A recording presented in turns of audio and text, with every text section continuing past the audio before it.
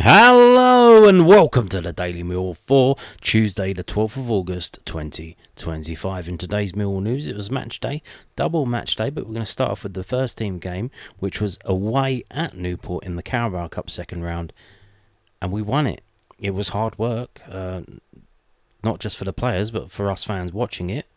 Very hard work, but we did get through 1-0. And let's talk about that right now. This is from millwallfc.co.uk, the club's official website, and this is their match report. Leonard puts Lions into Carabao Cup second round. Millwall beat Newport County 1-0 at Rodney Parade in the Carabao Cup first round on Tuesday night. Ryan Leonard scored the only goal of the game in the second half to put the Lions into round 2.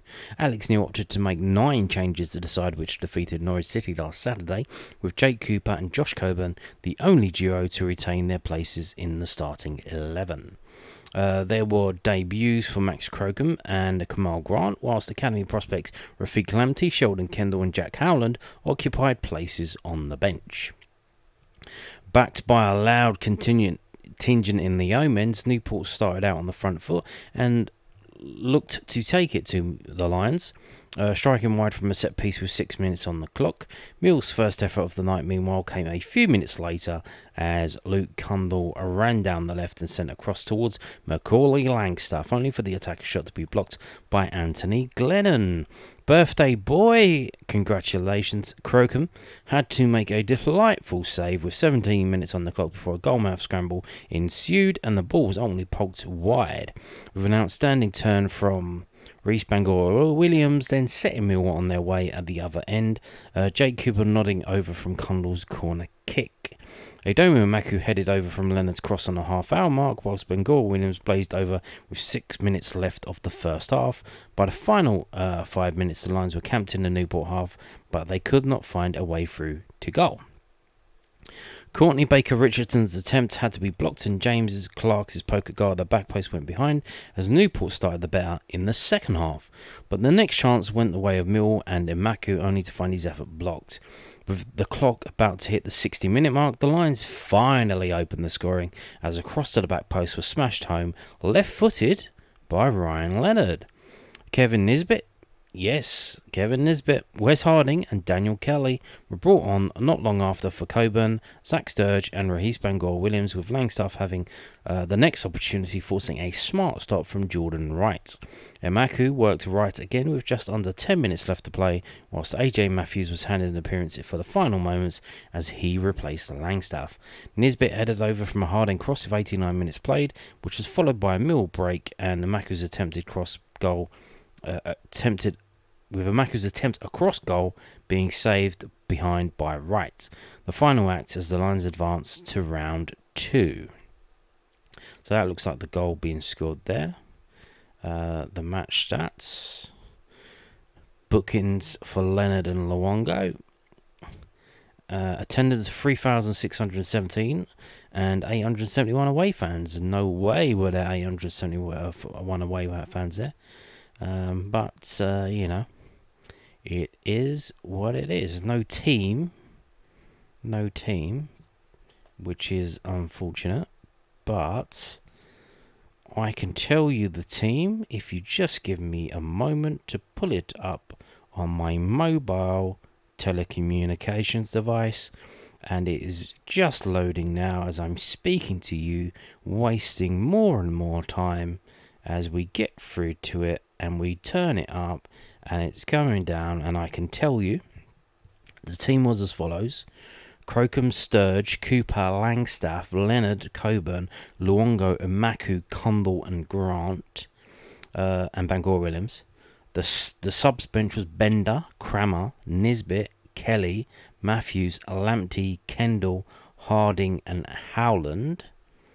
And the subs were Kevin Nisbet on for Josh Coburn in the 64th minute, Wes Harding on for Zach Sturge in the 64th minute, Daniel Kelly on for Bangor Williams in the 65th minute, and then AJ Matthews on for Macaulay Langstaff in the 87th minute, and Sheldon Kendall for Aidomo Emakhu on the 97th minute, which he was barely on for 10 seconds, but that was because Emakhu got cramp. Emakhu did quite well to some extent. The game. Did you watch the game? If not, shall I tell you about it? We kind of struggled we struggled in terms of trying to string passes together at the start of the game.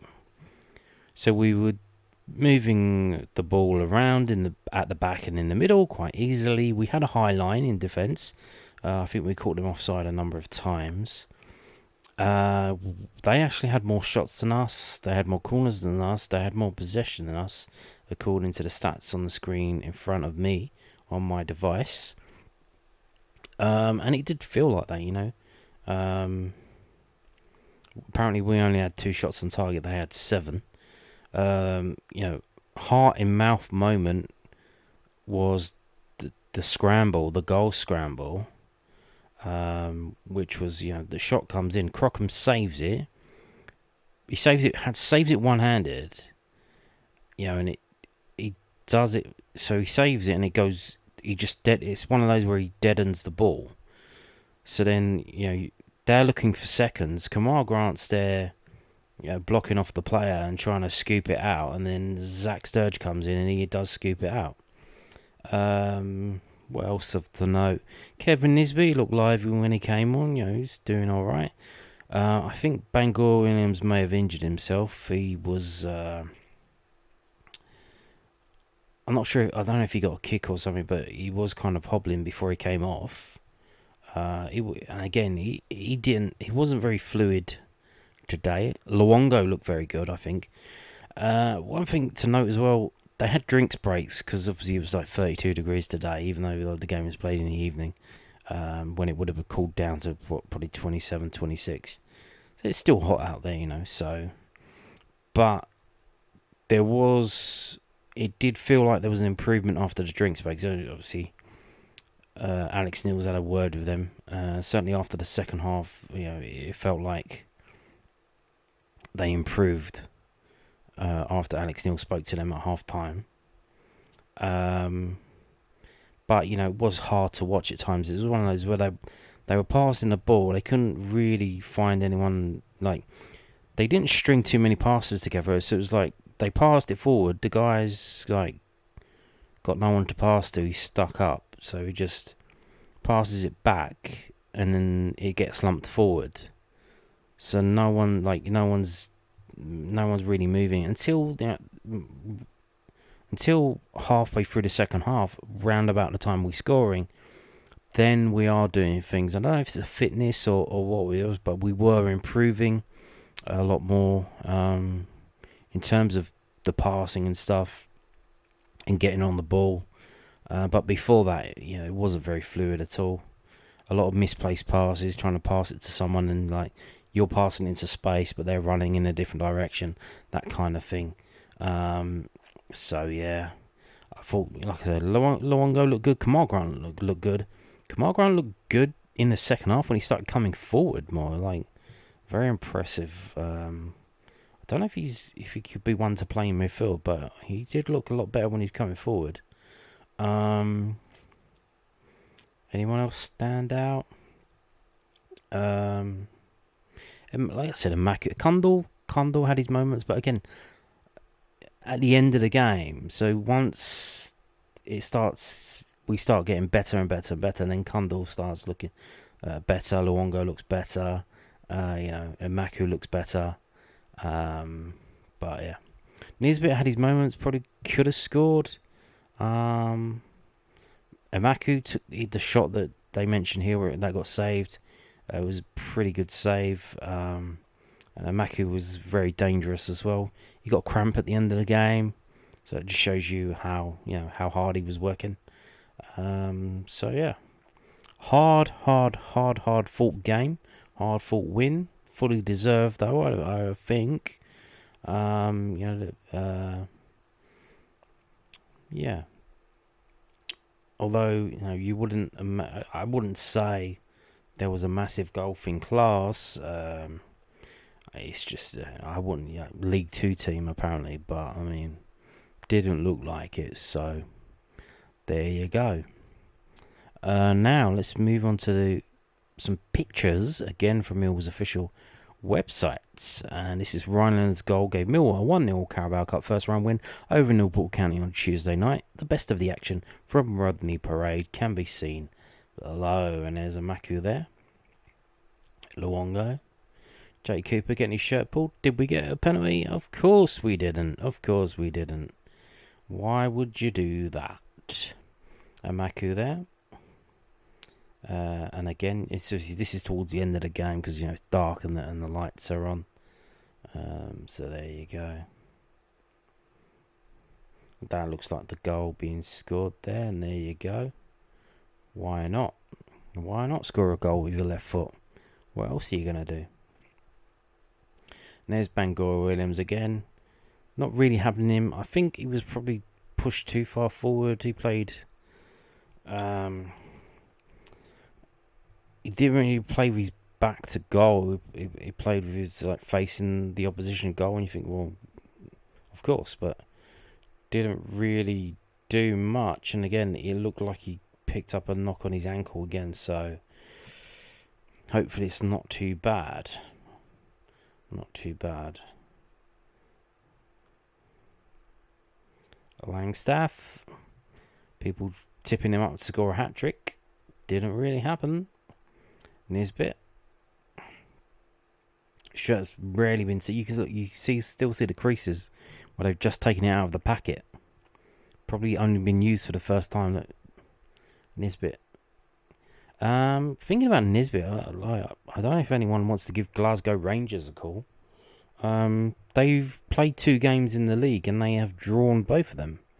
They're struggling to score goals in the Scottish Division. They just made it through the Champions League. I don't know if they're prioritising that at the moment because obviously they want to get to the league stage to get the money. So maybe it's a kind of plan that they have to get through to the Champions League league stage, and they're just going to sacrifice the league at the moment. But they've dropped 4 points already.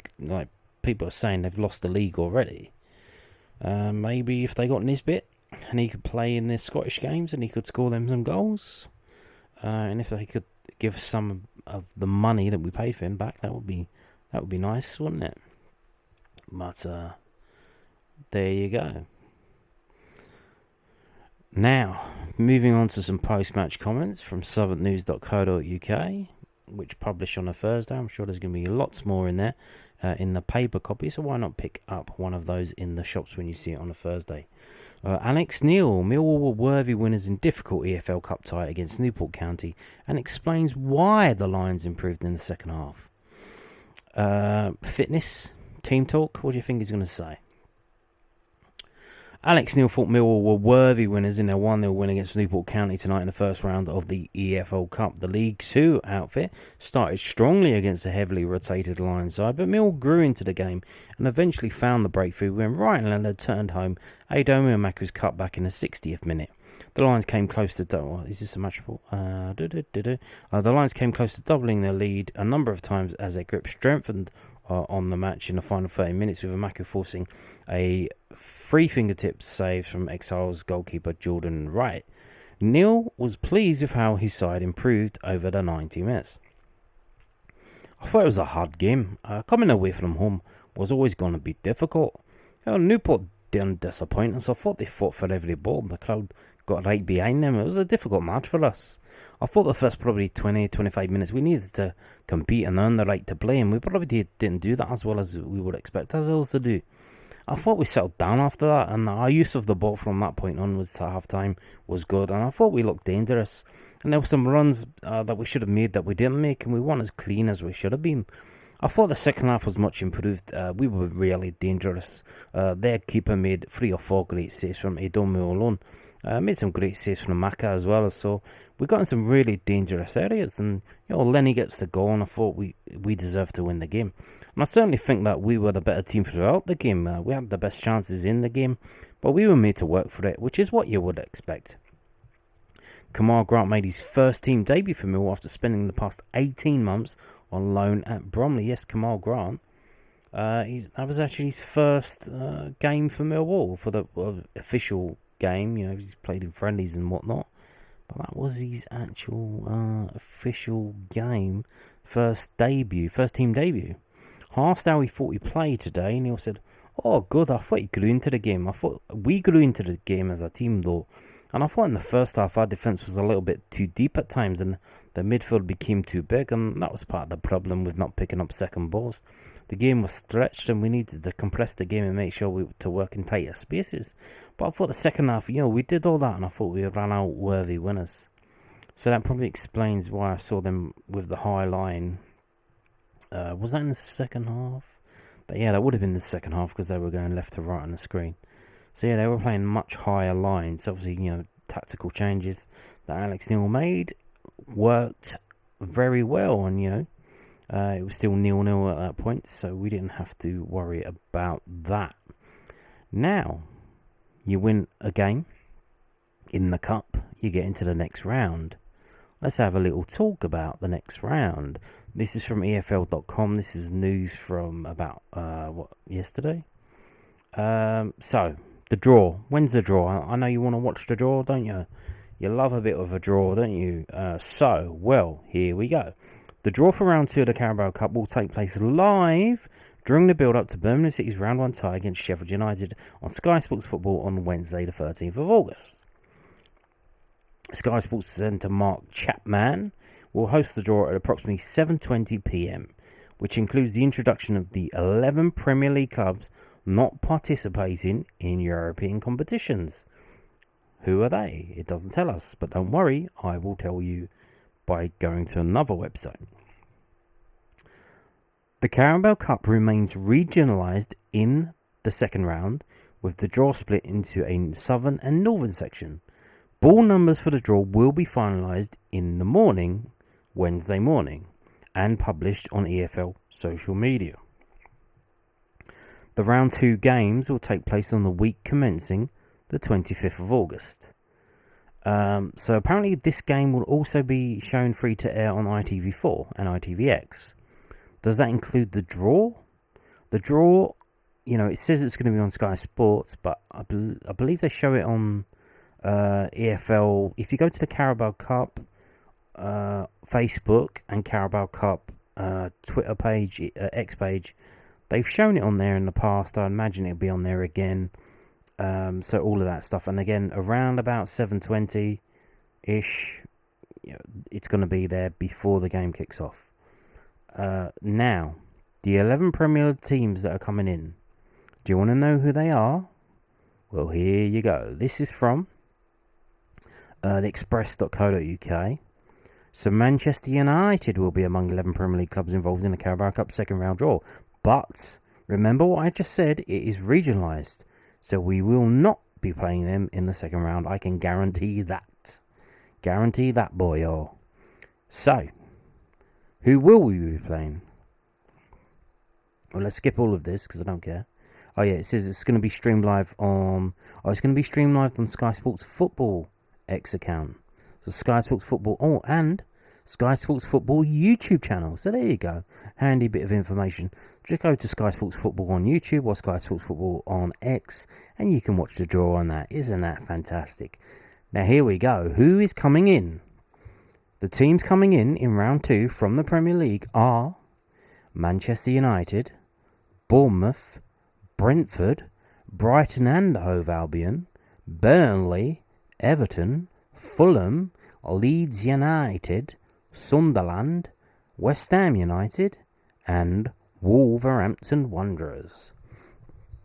So there you go. So obviously north and south. Of those teams, we could draw Bournemouth, Brentford, Brighton, Fulham, West Ham, maybe Wolves, I don't know, but it depends how they do north and south. Now, I guarantee they won't be drawing West Ham. They're going to have the hot balls out again. They're going to put our ball on the radiator before they drop it into the bag. Guarantee that. So, yeah, those are the teams that are coming in. Now, what about the teams that are already in it from round 1? So, let's have a look here. This is from Wikipedia. This is the Wikipedia page for the 25-26 EFL Cup. These are the games, just the southern section. Now, the north and south does not need to be even. You can see there are more games in the northern section than there are in the southern section. The sections don't need to have the same amount of games in. The only thing is, each section obviously needs to have an even amount of teams. Because you can't have an odd number because, one team has to play another team. And it goes in 2 by 2. Like that song about Noah and the Ark. So 2 by 2. The teams that went through are Swansea City, Bristol City, Cambridge United. But let me stop there. I don't want to draw Cambridge United. Neil Harris's Cambridge United. All the drama behind the scenes about, Neil Harris and Alex Neil. The past is history and the future's a mystery. Would be best if we avoided that one, in my opinion. Could get Cardiff City, Charlton Athletic. Let me stop here again. So Charlton Athletic. Now that would be hilarious, especially if we drew them away. Why would that be hilarious? Because, as mentioned, did you remember, when is this game taking place? On the 25th, the 26th or the 27th of August. That's in 2 weeks' time. That is between the Sheffield United away game and the Wrexham home game. After the Wrexham home game will be a international break. And then, after that, we will play Charlton away. And that is currently the hot ticket that everyone is scrambling to get. They went on sale today to season ticket holders with 600 loyalty points. It would be absolutely hilarious to me if we drew Charlton away and then they gave us the same amount of tickets. And then I imagine, that would sell out again. And then you'd have the people who scrambled to get the tickets for the league game would be, I'm going to the league game. Like, you could only get the cup game. Trying to make out it's more important. But, you get 46 league games a season. How many cup games you get? How many times do we play Charlton in the cup? How many times do we get the opportunity to knock them out of the cup? How many times do we play them in a night game cup game, which is what the league cup is, which has to be settled on the night in 90 minutes? So I would imagine, this will be a hot enough ticket, much like the league game is, especially if it's an away game. If it's at home, probably not. I imagine they would sell out the away end. That would be hilarious to me if we did drew them. Coventry City are still in it. AFC Wimbledon, again, we played them a couple of weeks ago pre-season. They were very poor. We would quite easily sweep them away. But again, do we really want to be playing a team that we already played in pre-season? Not really. Wycombe Wanderers, more about them in a minute in the next story. They are currently putting bids in for our players. Multiple bids. The Hampton Derby finished Southampton 1, Northampton 0, so Southampton are through. Garrett Oxford United, now obviously, again, former manager, but we have played them. He had played his team last season. It's not really a big deal. So if we got them, just shrugs the shoulders, whatever. Plymouth Argyle, certainly wouldn't want to draw them away. Reading, why not? Norwich City, again, no, we just played them. This week. Don't want to play them again. Bromley, again, we played them pre-season. We played them most pre-seasons, really. I watched that game, obviously, after Millwall's game finished, switched over to the Bromley game. Because that kicked off at 8 o'clock, and Ipswich were absolutely piss poor, and Bromley won on penalties. Don't really want to be playing them, but if we must, we must. They're probably, along with Cambridge, I think they're the only 4th division team still in it, so there's only those two. Could be another one coming in, that's Cheltenham Town, but they have to go through Exeter City. So, in terms of who do you want in the next round, obviously everyone will probably say West Ham, especially if it's away, but we probably won't get away ticket. They probably won't get any tickets for that. Given the situation in the last time we played them in the League Cup at Upton Park, they, I would imagine about Met Police saying no away fans allowed, and then it is what it is. It's on Sky Sports. You can watch it on that. No away fans. So, but yeah, I would probably want Charlton away. That would be funny, just because of the situation with the tickets. And would they do the same thing with the tickets, or would they just have it as a free for all? Throw it in at the same time, season ticket holders and members. Go at it. It's all on sale at the same time. That would be interesting. Maybe they just do it in reverse and let the members have a go this time. Or maybe they do it like the 871 who bought a ticket for Newport, they get to go first. And then everyone else has to go behind them. And that would be interesting. Who else do you want? I don't know. Like I said, Bromley. Bromley will sweep through them. Cambridge, AFC Wimbledon, Wycombe. That could be a problem if it's away. I don't know, but yeah, it is what it is. Yeah, we'll see who we get. Remember, tomorrow, 7:20 p.m. Come back to tomorrow's video if you're not going to watch the draw, and I'll tell you who we get. Of course, I will in tomorrow's Daily Meal video. Now, talking about Wycombe Wanderers, here we go. This was put out today. It was an exclusive from Southern News, but they put it behind their paywall, and I'm not going to show you stuff that's behind their paywall. That's not what I do. But this is from the 72.co.uk. So League One club fails with 2 bids for Millwall forward. There was some rumour in the January transfer window that maybe he was going to go on loan to them. So I don't know about that. Obviously, we don't know about that. No one said anything about that. It was just a rumour that he was probably going to go on loan to Wycombe, and that didn't materialise in the January transfer window. So, Mill have had another solid summer transfer window, but they're currently fending off interesting youngster Aidomo Emakhu. Mill have rejected 2 bids from Wycombe Wanderers for attacker Aidomo Emakhu, according to news at Den. Mill started their 25-26 campaign in ideal fashion as they defeated fellow playoff hopefuls Norwich City away from home. The Lions came up just short in their push for promotion last time round, but they are earning the tag of dark horses for many now. Under Alex Neil, who signed a new deal earlier this year, some impressive progress has been made in South London. Recruitment has caught the eye, but there are notable assets they're fighting to keep too. Now it's emerged that one man who has been the subject of rejected bids is versatile attacker Aidomo Emakhu. A report from News at Den has revealed that Mill turned down 2 offers from League One side of Wycombe Wanderers for the 21-year-old. He's still only 21. The Irish prospect has been in and around the Lions senior team ever since signing from Shamrock Rovers in the winter of 2023. Emakhu has yet to lock down a prevalent role in the first team, but he has regularly been used off the bench and is a bright prospect for the future. Emakhu's deal runs until 2026, and it remains to be seen if Wycombe Wanderers will return with a new bid. Now that last sentence is interesting. His deal runs until 2026.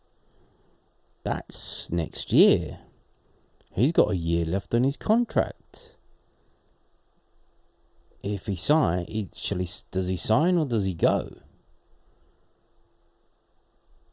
If he signs, I imagine we have to give him a pay increase. Are we going to do that? Or do we let him go? Now, obviously, he was signed under the old regime. He's not a Steve Gallen signing.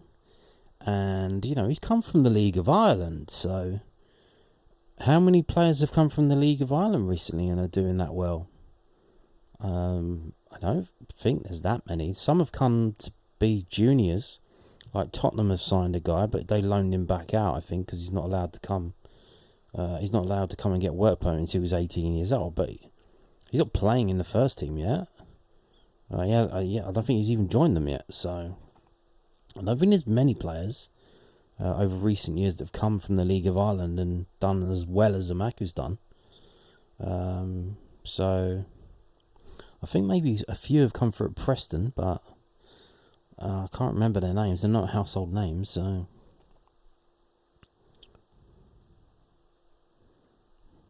And then they go and talk about, his Shamrock Rovers and stuff.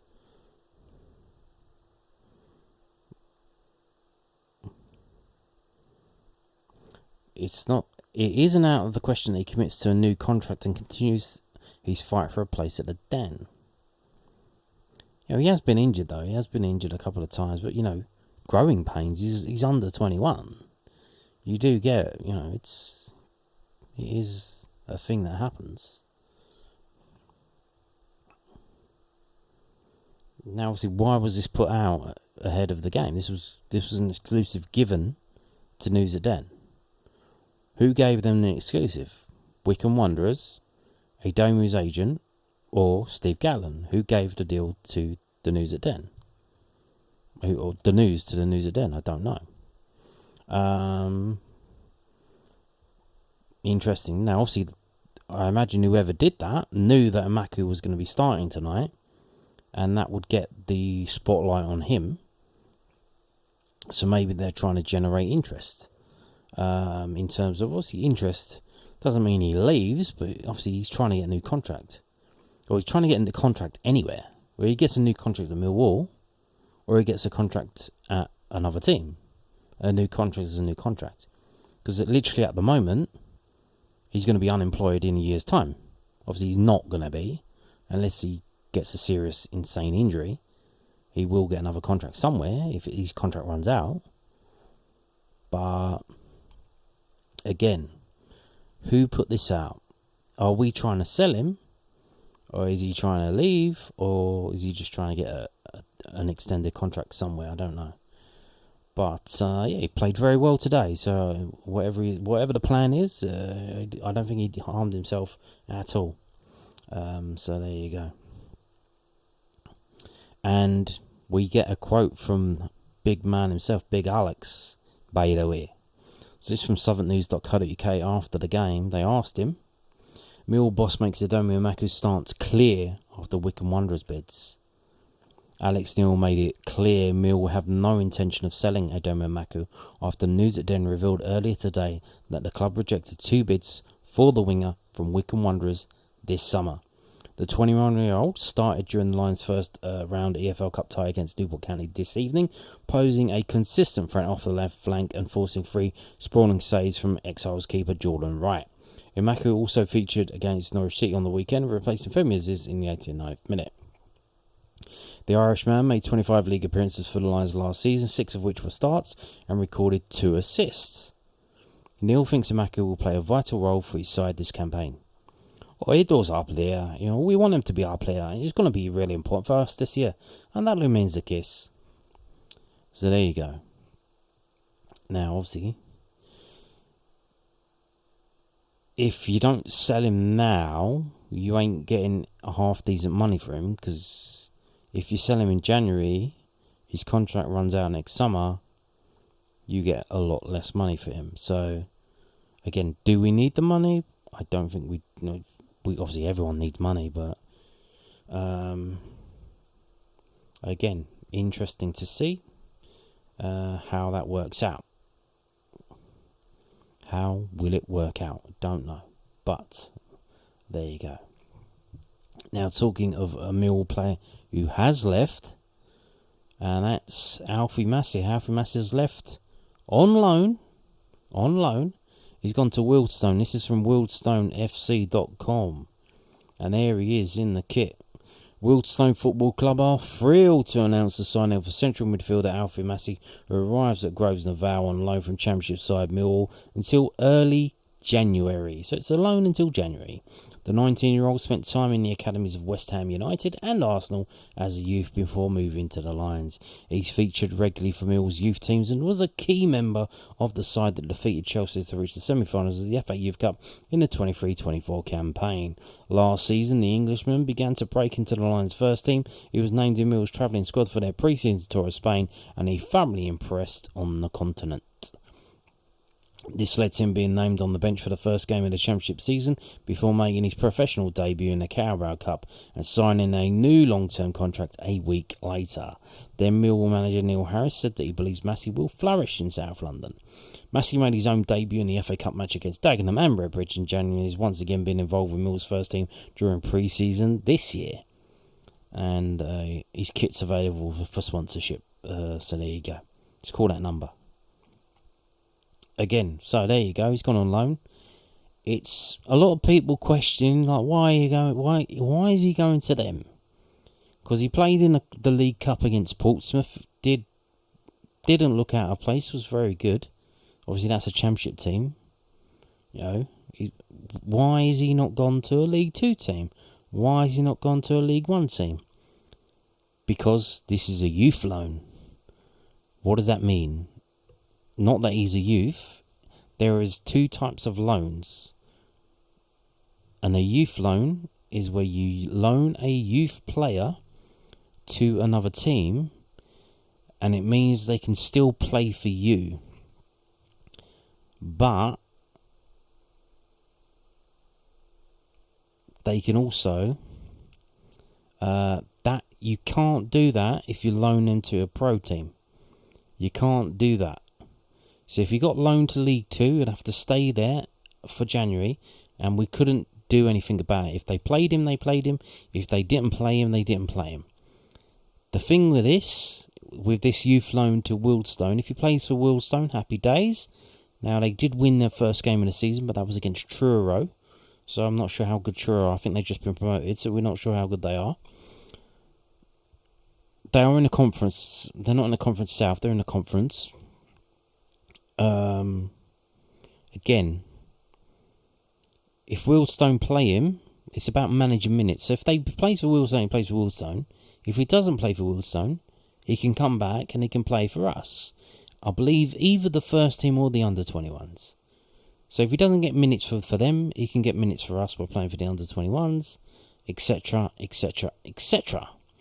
Now, obviously, Wealdstone, non-league team, they got a lot of cup games. They got all sorts of cup games that they have to play. In fact, they played in one today, and Alfie Massey came on at half-time.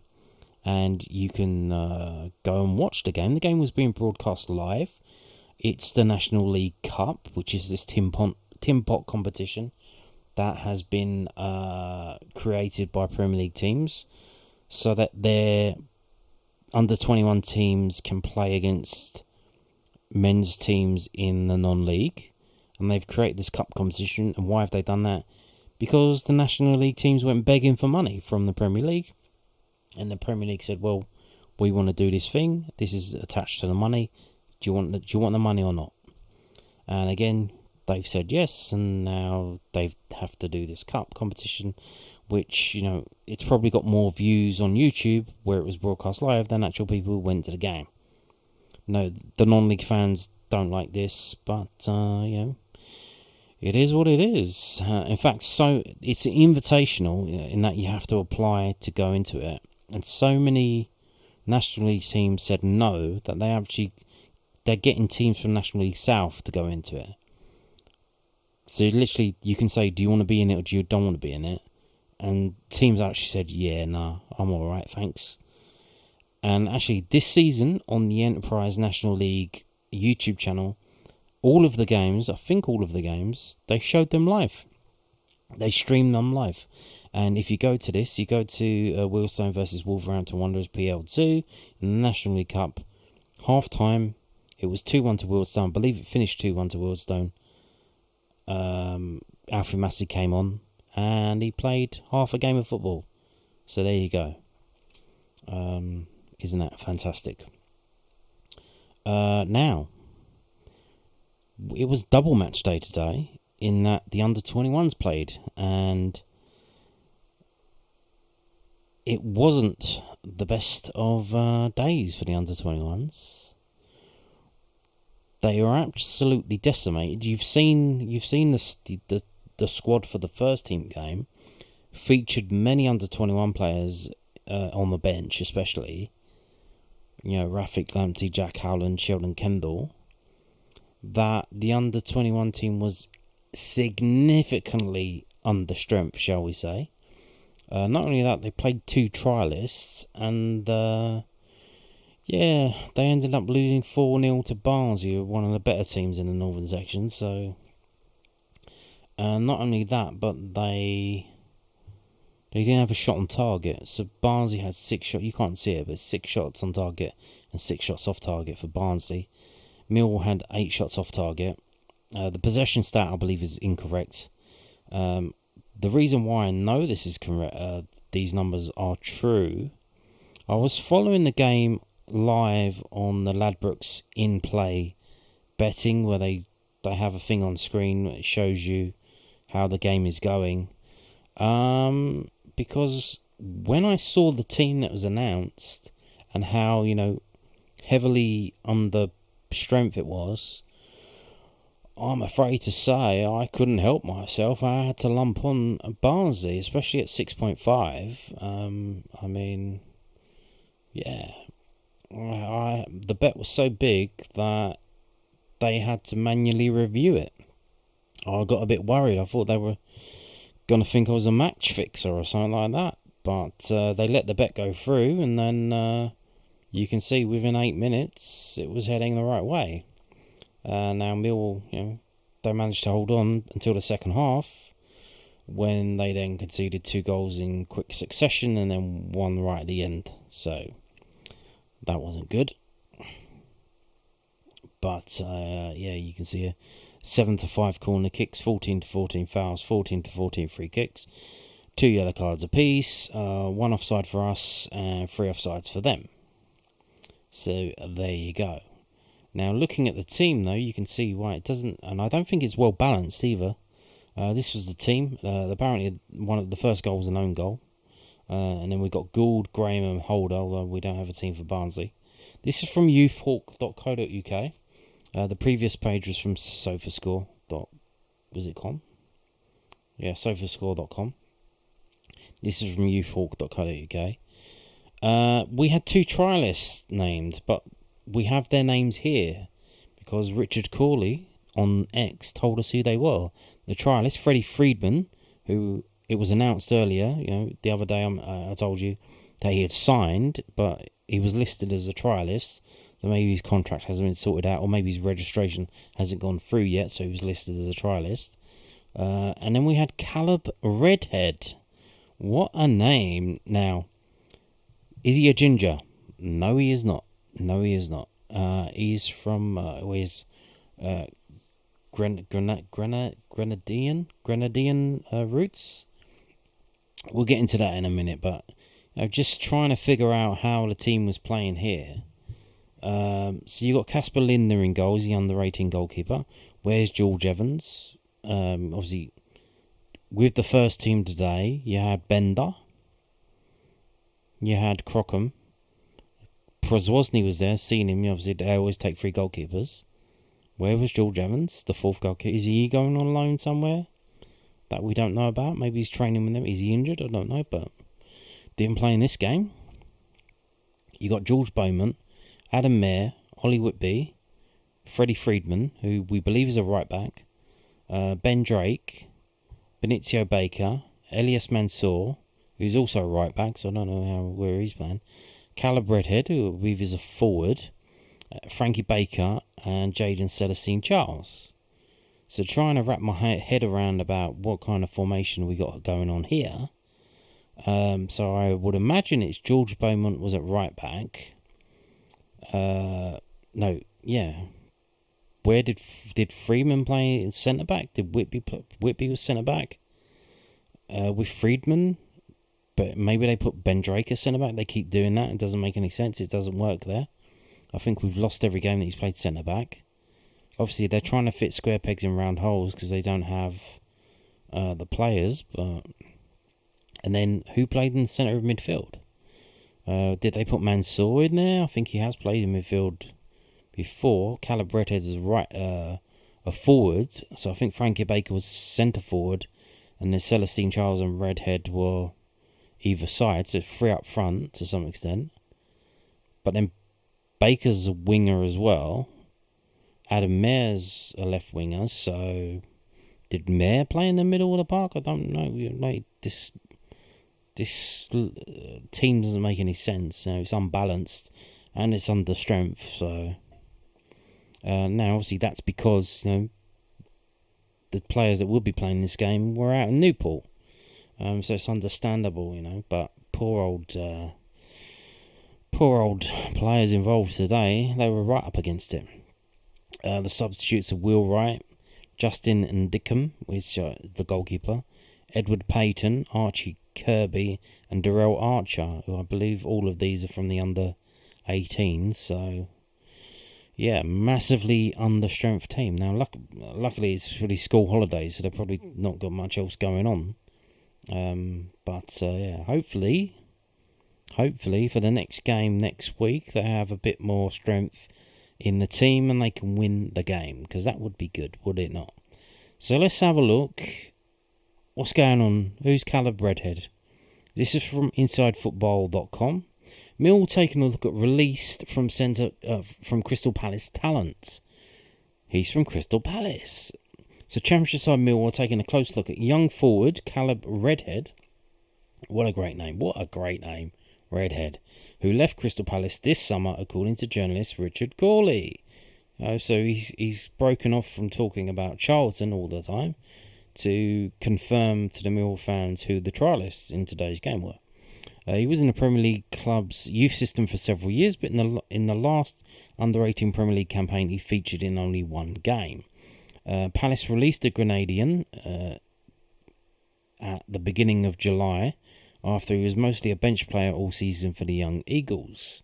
Grenada under-20s called him up last year for the CONCACAF under-20 qualifiers, and Redhead even scored for them. However, the Premier League side offloaded him this summer, and the teenager is currently without a club. The Grenada under-20 international is currently seeking his club, and that club could be Alex Neil's Millwall. Well, it's Kevin Nugent's Mill's under-21s, really. It's one of them.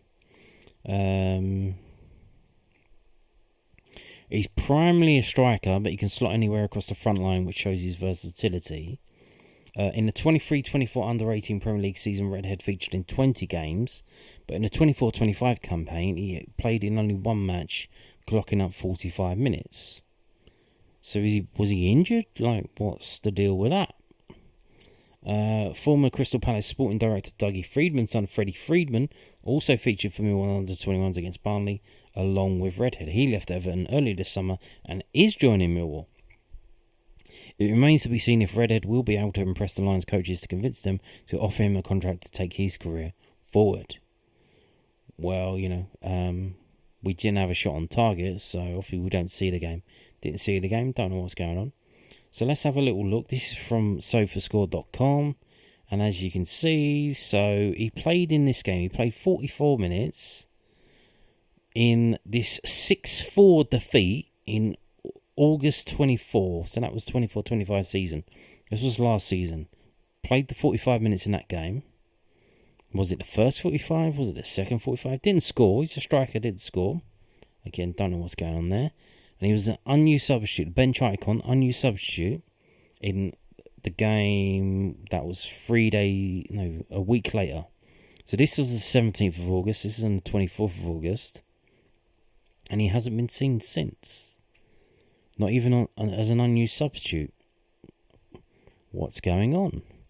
Now, here in February 2024, so that was 23-24 season, so not last season, the season before, he scored for Grenada under-20s in the CONCACAF Championship qualifications, which they didn't qualify for. He actually played in other games, but they haven't listed it here, so again, how comprehensive are these stats then? And they don't mention the season before. So they got this from the season before, but they don't have the games that he played for Crystal Palace under-18 the season before. They only have this from the season 24-25. That don't make... why is that? And this one is from September 23. So this is from the 23-24 season. This is for the under-21s. And he was an unused substitute on the bench for that game. So again, what's gone on here? What is going on? We do have this, and there's a picture of him there. As you can see, he does not have red hair. Maybe he's dyed it since, but that would be... if he dyed his hair red, that would be fantastic. That would be amazing. Caleb Redhead, and he actually had red hair. He scores a brace for Grenada. So this is from when he got called up for the under-20s. And this is dated the 23rd of February 2024. So this is from the 23-24 season. So not last season, the season before. Representing, so this is from cpfc.co.uk, Crystal Palace's official club website. Representing Grenada under 20s for the first time, Crystal Palace under 18s forward Caleb Redhead scored a brace in their 24-25 CONCACAF under 20 championship qualifiers. Prior to his call up, the 17-year-old, so he's 17 playing for the under 20s forward, has featured 14 times off the bench for Rod Quinn's under 18 side this season. So this was 2 seasons ago as a first-year scholar. He was so last season he was a second-year scholar and he barely played. Again, injury? What happened? Don't know. He was previously a part of Dave Cooper's under 15 side, which won the under 15 Floodlight Cup South against Watford at Selhurst Park in 21-22. He was called up to represent the Spice Boys' under-20 side for the first time in his career and featured in all 3 of their games in the CONCACAF under-20 championship qualifying. Grenada only managed a point, though Redhead got himself on the score sheet in their final game against Martinique. When he received his call-up, Redhead said, it means a lot to me to play for Grenada. My family are from here and I want to represent them well. The conditions out here are different. It's a lot warmer. The culture is very diverse. I think it's really important that we get a result against Bermuda in our first game. If we get a result against them, it will give us the confidence going to our next games in the group against Jamaica and Martinique. Well, they lost against Bermuda in that first game, 2-1. He played the full 90 minutes. In the game against Jamaica, they lost 2-0 and he played 85 minutes. And in the third game, which is 3 games in, 4 days, he played in the 4-4 draw with Martinique. He played the full 90 minutes and scored 2 goals. So, again, interesting. Why did he not play? Why is he not? Has he had a season-long injury? He's 18. He's going to be 19 in November. So interesting. Has he come back from his injury? We'll see. Maybe we sign him. Maybe we won't. But this is who was on trial. So there you go. And on that note, thank you for watching, and goodbye.